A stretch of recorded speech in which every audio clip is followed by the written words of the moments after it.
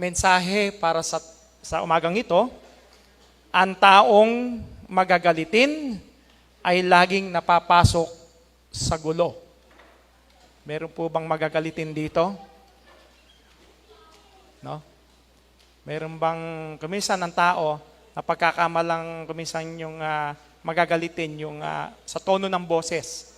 Pero kuminsan pinag-aaralan din pala, no? Napag-aaralan din, no? At titingnan natin, ano mo, Ritz? PowerPoint.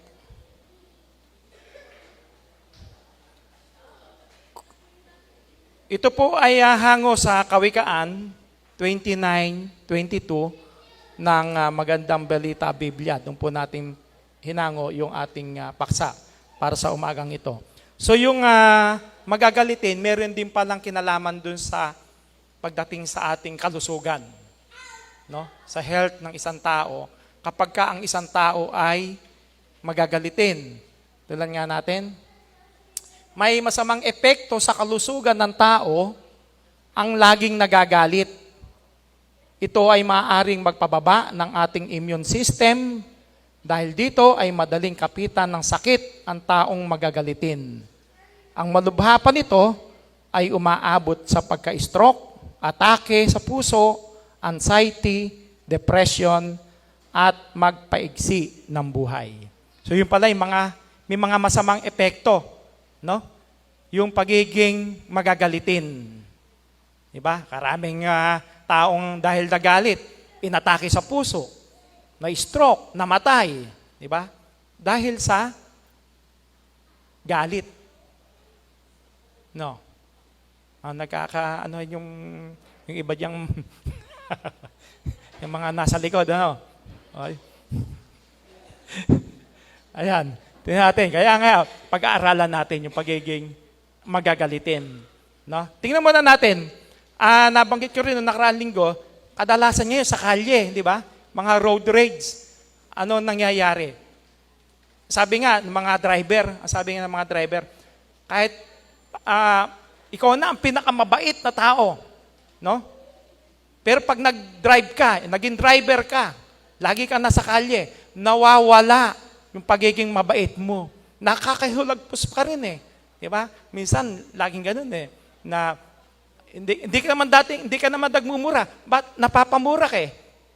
Yung ano nang bigla, nabibigla ka, ganon. Dahil kung pagdating sa kalye nga, may maraming mga talagang hindi maayos mag-drive. Ano? Doon nga napagmumulan ko minsan ng away. Tulad nito, tingnan natin. May audio ba to, Rich?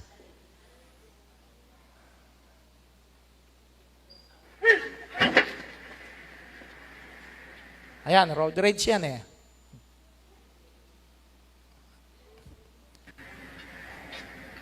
It's good.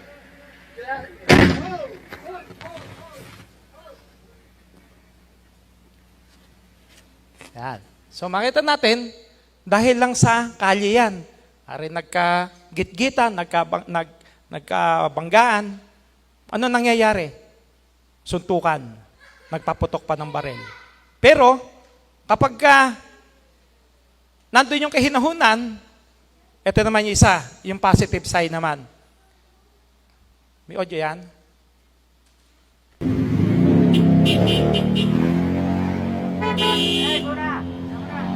Nabudol siya. Ang bait na na. Ang bait nung driver, imbes na magalit dun sa nakabangga, nakipag-shake hands pa. Oh my God.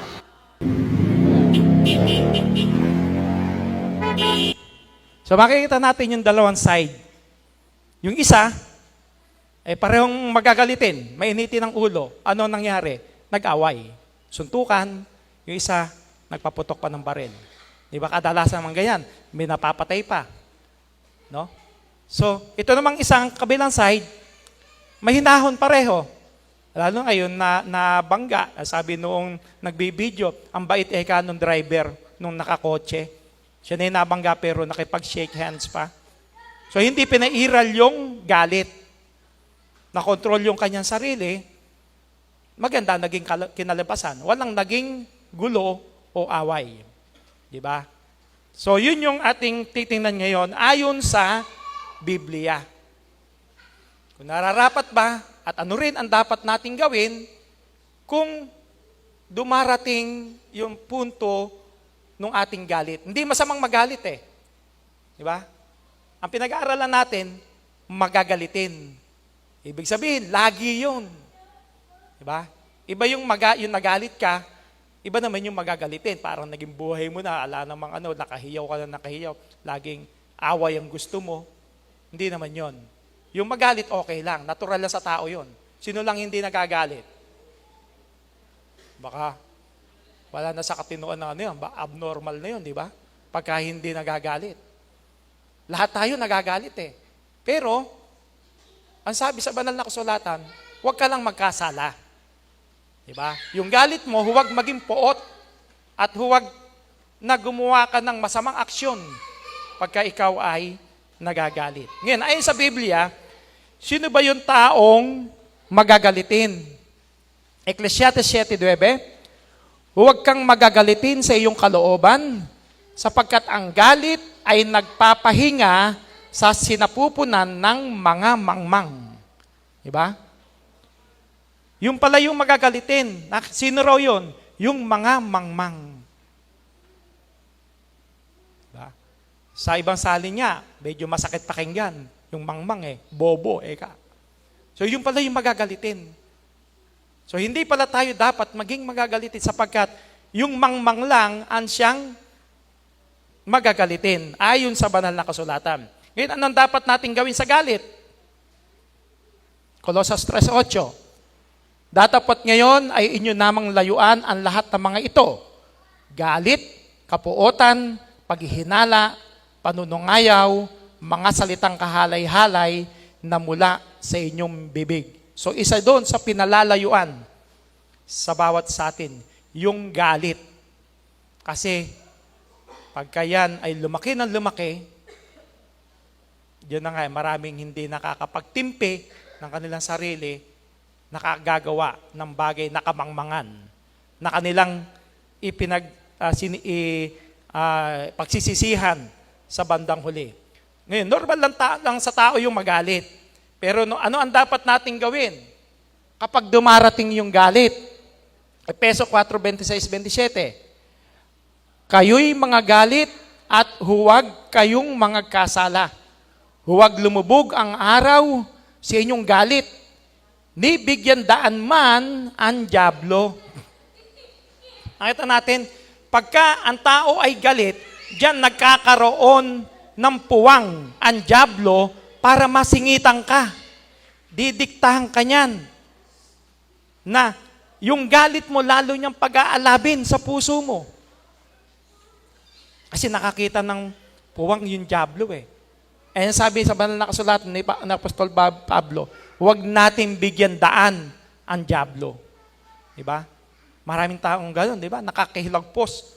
Pagka yung galit, umiral, mahirap tigilin talaga Lalo yung galit na galit ka, biglang akyat nun, parang sabi nga, umakyat yung dugo mo sa ulo mo, nagblanko na yung isip mo, wala ka na sa sarili, nakagagawa ka ng hindi tama. Pagsisisihan mo bandang huli. Pagka nahimasmasang ka, doon ka magsisisi kapag ka yung galit mo nakagawa ka na ng masama sa iyong kapwa.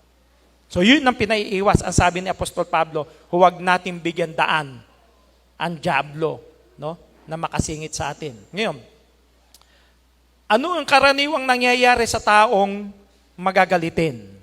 Sa Kawikaan 22:29, ang taong magagalitin ay laging napapasok sa gulo.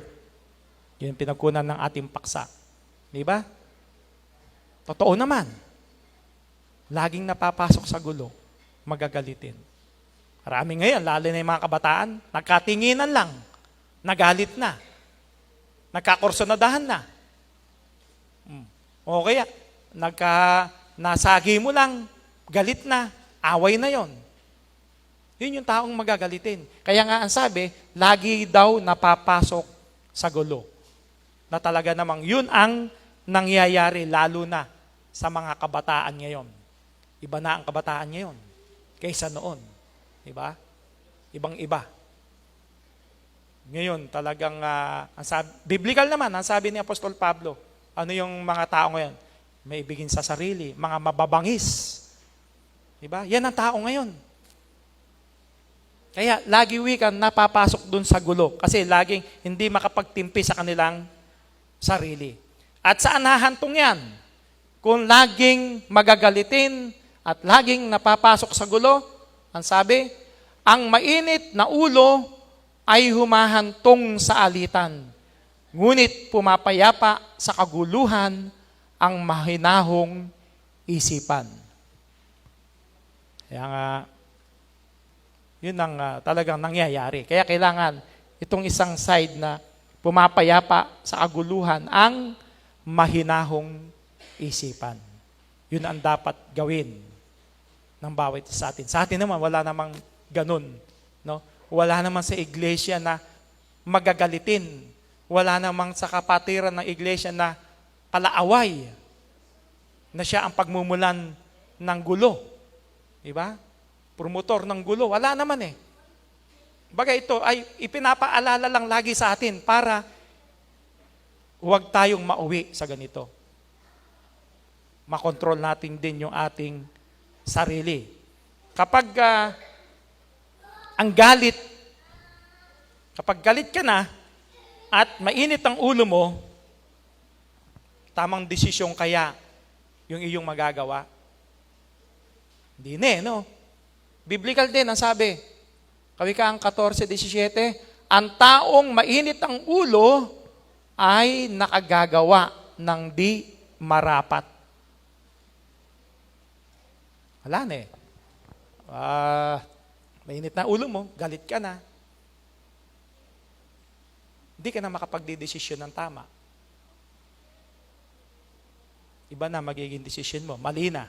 No? Makagagawawi ka ng di nararapat. Magagawa mo rin ba yung katwiran ng Diyos kung nasa iyo lagi yung pagkagalit, pagiging magagalitin. Santiago 1:20, sapagkat ang galit ng tao ay hindi gumagawa ng katwiran ng Diyos. No? Hindi talaga siya gumagawa ng katwiran ng Diyos, yung galit ng tao. Mapansin ninyo, alin yung kauna-unahang krimen nangyari sa banal na kasulatan? Di ba kay Cain at Abel? Dahil si Cain ay nagalit sa kanyang kapatid. Dahil nainggit siya sa kanyang kapatid sapagkat mas pinaboran, mas nilingap ng Diyos yung hain ni Abel kaysa kanya. Nagalit siya sa kanyang kapatid. Nakapag-isip ba ng matino si Cain? Hindi. Anong ginawa ni Cain? Pinatay niya yung kanyang kapatid. Kaya yun ang sabi, hindi raw gumagawa ng katwiran ng Diyos yung galit ng tao. Kaya nga nauwi sa pagpatay, pinatay niya yung sarili niyang kapatid. Dahil nandoon yung kanyang galit sa kanyang kapatid. So hindi talaga nararapat na maging ugali ng isang Kristiyano na isang tunay na lingkod ng Diyos, yung pagiging magagalitin. Ngayon, kung meron kang kaibigang magagalitin, tayong lahat, lalo na yung mga kabataan natin, no? Iba't iba yung ating mga kaibigan. Minsan, merong mga hindi maganda yung mga nakakasamang kaibigan. No?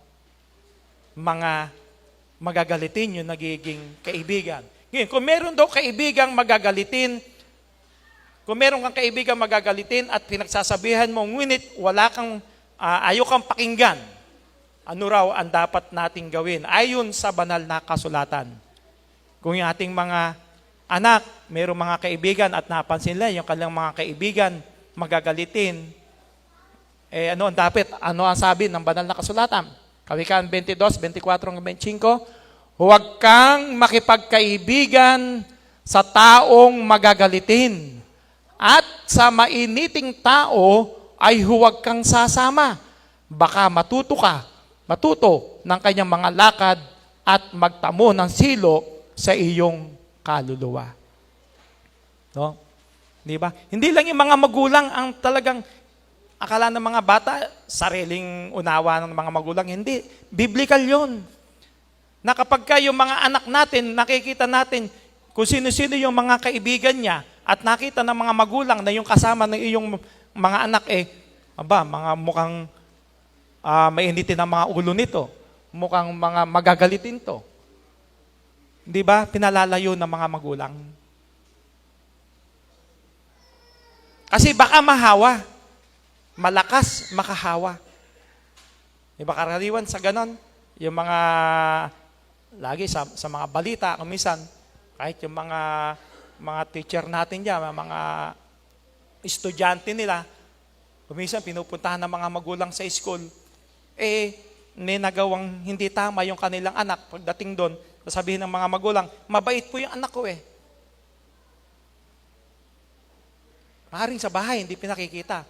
Pero sa labas, napabarkada Nakasama doon sa maling barkada. Mga mainitin ng ulo. Magagalitin. Ano ang kahuhantungan nun? Matututo ng kanyang mga lakad at magtamo ng silo sa iyong kaluluwa. Kaya napapahamak. Diba? Kaya diba, may kasabihan ganon. Sabihin mo sa akin, sasabihin ko sa iyo kung sino ka. Sabihin mo sa akin kung sino yung iyong mga kaibigan. Diba? Kasi pag nakita mo, yung mga kaibigan mo, puro mga basogolero to, mga nandiyan sa kalyeng, no? Yung iyong kaibigan. Masasabi ngayon kung ano ka na rin. Kasi sila yung iyong kaibigan. Kasi nakakahawa. Maaaring maimpluwensyahan, lalo na kung kabataan.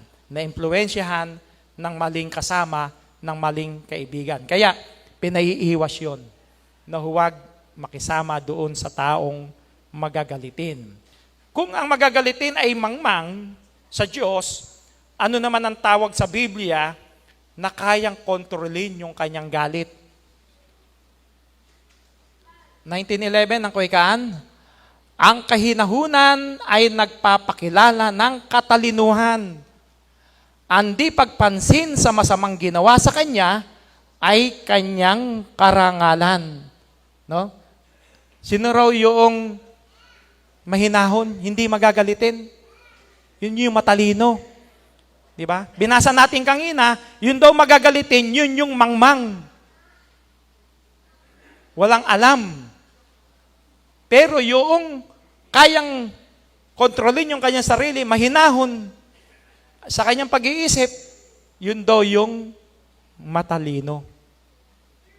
Di ba?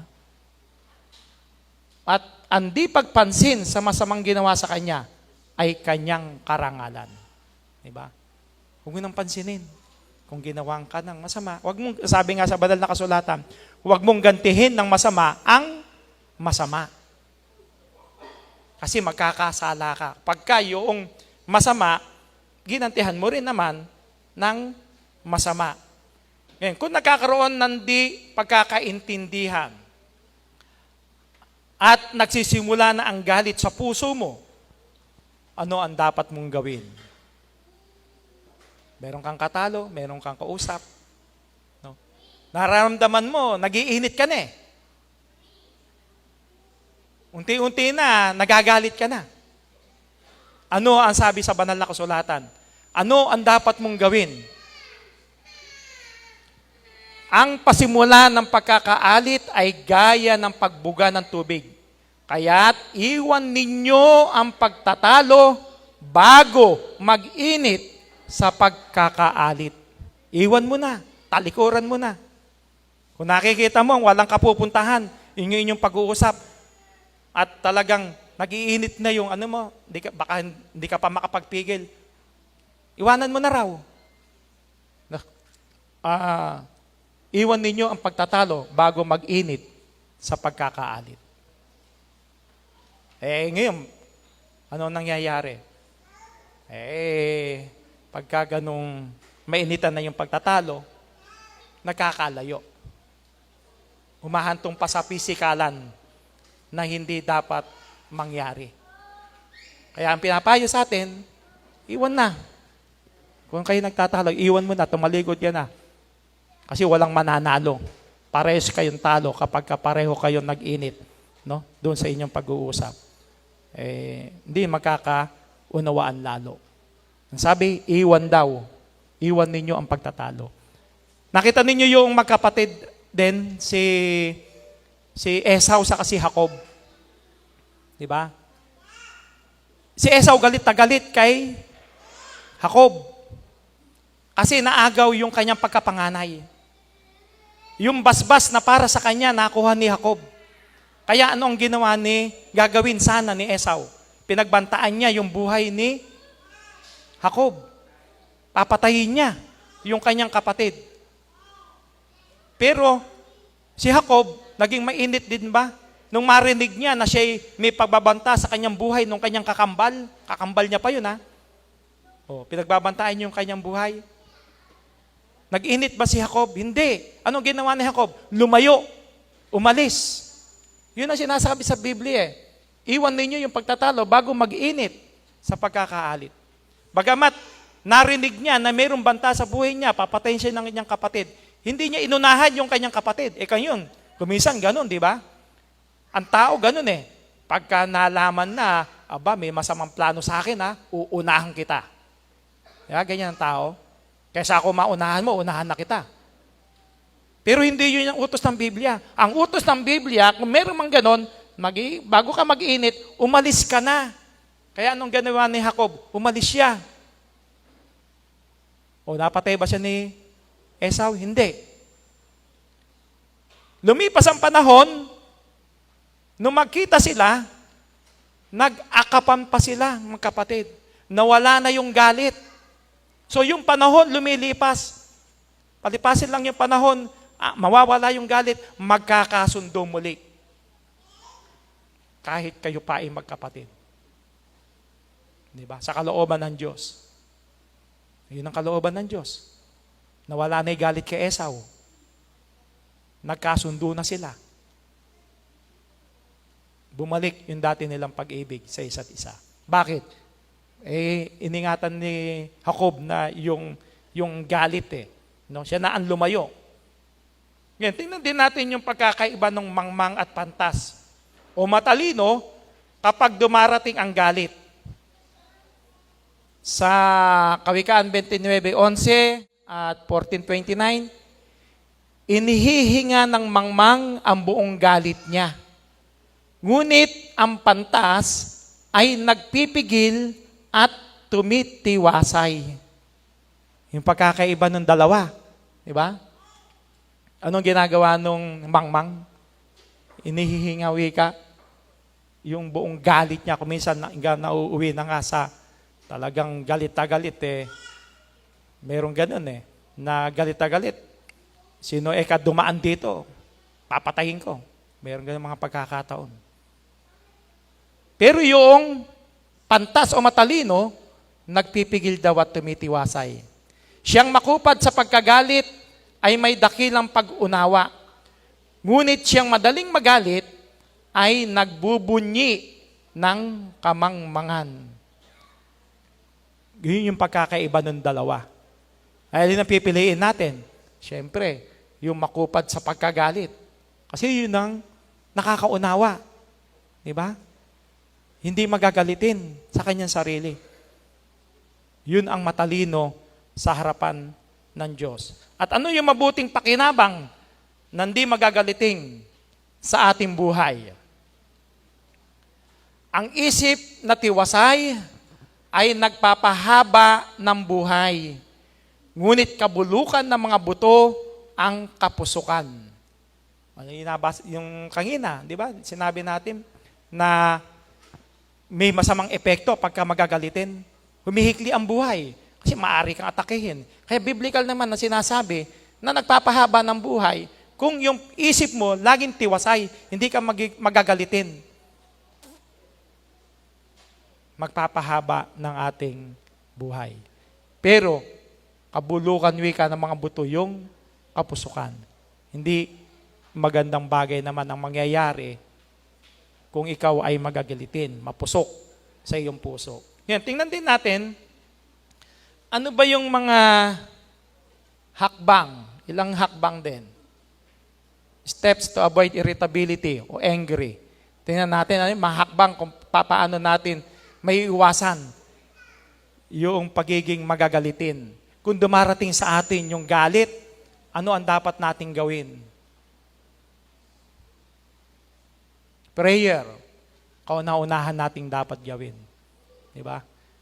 Kung tayo may kausap, napagalit ka, bago humantong doon sa away, para makontrol mo yung sarili mo, manalangin ka.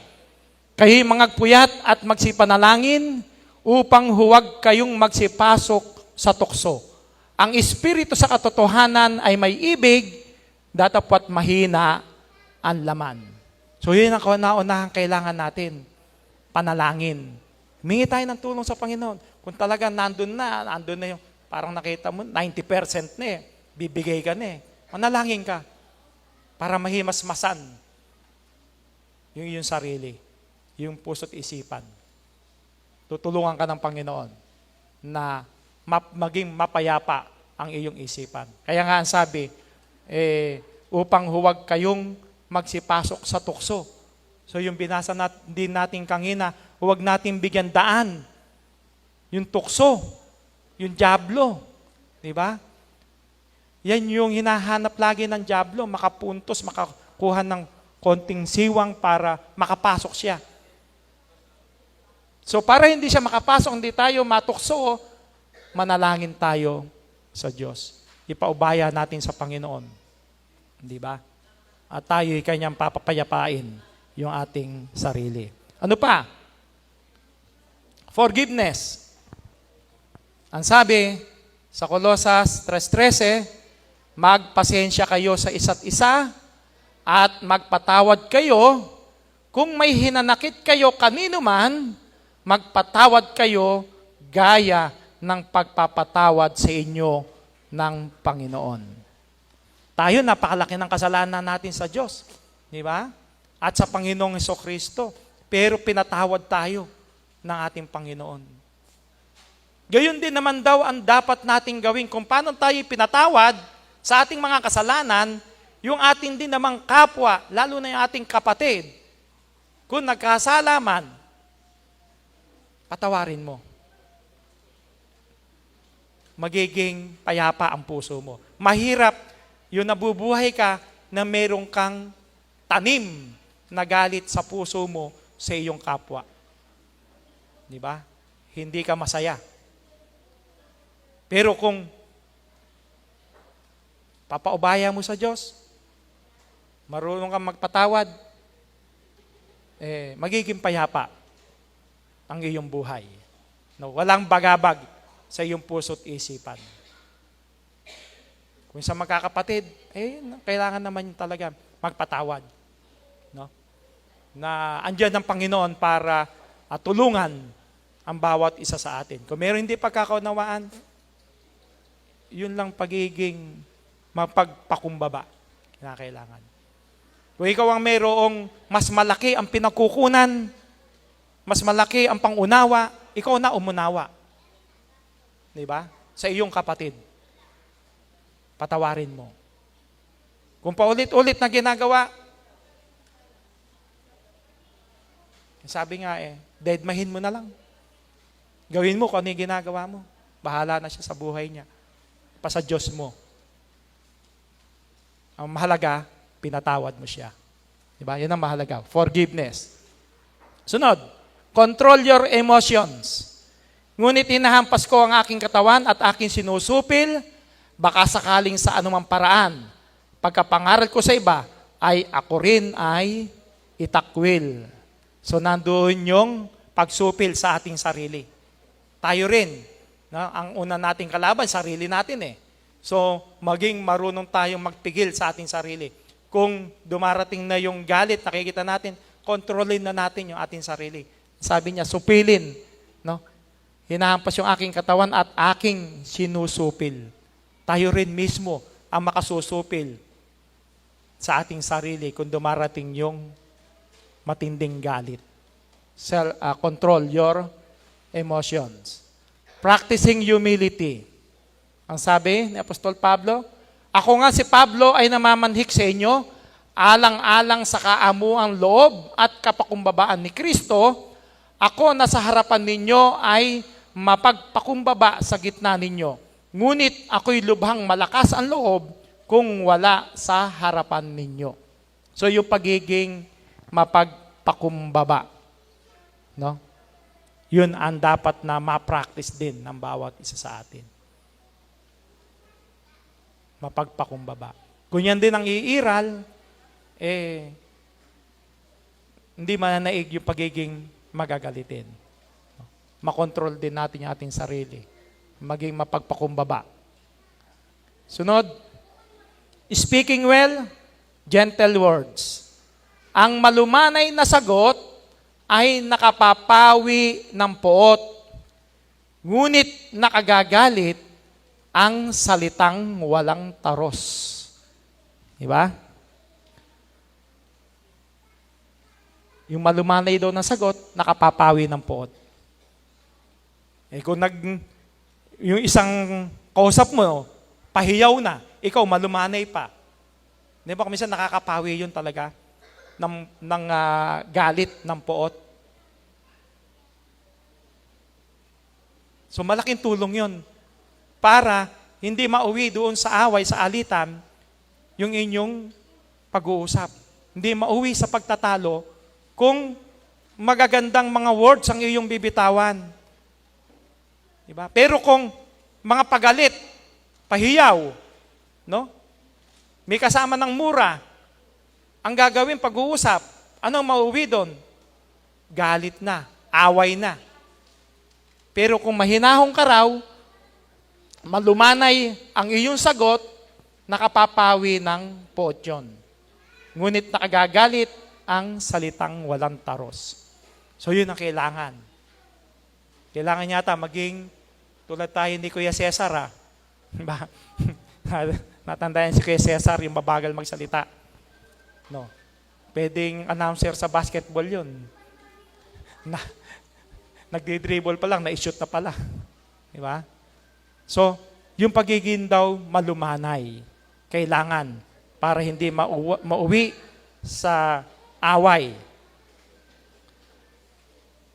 At kung meron din tayong nare-receive na mga puna, ang sabi rito, receiving feedback, kung may puna kang narinig, no? Huwag maging negative sa'yo. Tanggapin mo. Kung ikaw ay kinakailangan magbago, baguhin mo yung sarili mo kung napuno ka sa ganon. Diba? Ang sabi sa Biblia, ang umiibig sa kaalaman ay nagmamahal sa pagwawasto. Ngunit ang magagalitin ay hindi nakikinig sa mga pagsaway. Itinatama ka, ikinokorek ka, nakarinig ka ng komento, nakarinig ka ng puna, tanggapin mong positibo sa iyo. No?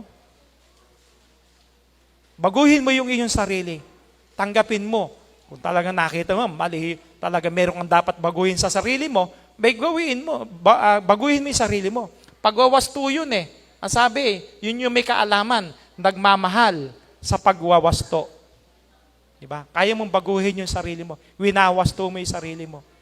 Pero, nakarinig ka ng puna, ayaw mong makarinig ng puna, ayaw mong baguhin yung sarili mo, magagalit ka pa, abang-mangan yun. Diba? So, dapat talagang tanggapin natin kung meron mang mga puna, baguhin natin yung ating sarili para tayo ay hindi mauwi doon sa pagiging magagalitin. So, yun ang kinakailangan. Ang sabi rin na talagang yung pag-iwas sa pagiging magagalitin ay talaga nangangailangan ng pagsasanay. ng disiplina sa ating sarili. Yun ang kauna-unahan din. No? Kaya nating disiplinahin yung ating sarili. Yung mga tinuturo sa banal na kasulatan, malaki ang maitutulong sa atin para tayo ay hindi maging magagalitin. Di ba? Sabi naman sa banal na kasulatan, yung banal na kasulatan ay para sa ikabubuti natin, sa ikatututo, no? Sa pagsaway, lahat ng kabutihang dala ng banal na kasulatan, yun ang dapat na maisakabuhayan natin. Tinuturo ng banal na kasulatan na huwag tayong maging magagalitin, kundi maging maamo, mapagpakumbaba. At yan ay magagawa natin sa tulong din natin. Una sa Panginoon, sa Diyos at sa Panginoon sa Kristo. At tulungan din naman natin yung ating sarili. Kaya nating kontrolin yung ating emosyon, yung ating sarili para hindi tayo maging magagalitin. Kung yun ang mangyayari sa atin, hindi tayo makagagawa ng mga bagay na bandang huli ating pagsisisihan. Pero kung tayo'y malumanay, no? At nandoon yung tamang lakad na naayon sa banal na kasulatan, maamo, magiging payapa ang ating buhay dito sa sanlibutan.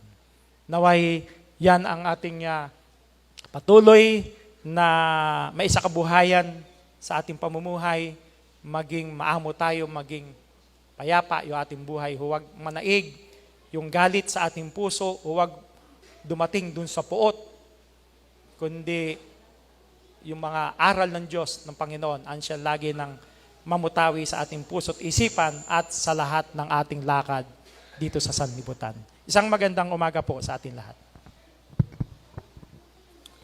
Maraming salamat, Elder Ferdinand Taylor rito para sa mensahe. Sa ating pong pagtatapos, tayo po iawit ng isang awit ng panalangin.